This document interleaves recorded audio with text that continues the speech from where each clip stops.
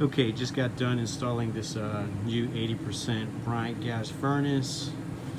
I added this on and off switch here, which it didn't have before, because the new one was a lot shorter.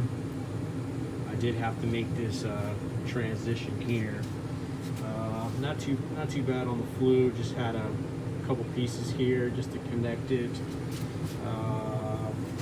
Just had to extend this nipple a little bit. There's the gas cock. That's pretty much it. I did check the gas pressure on this. It's running about 3.2. There's your inducer.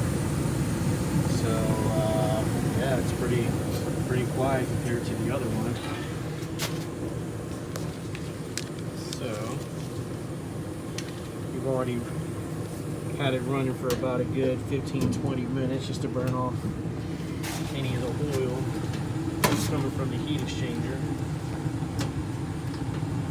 So let's put this back on. And that's pretty much it. Paperwork. Everything's nice and sealed on this transition here. This is hot, nothing's touching that. And that's pretty much it. It's a done deal.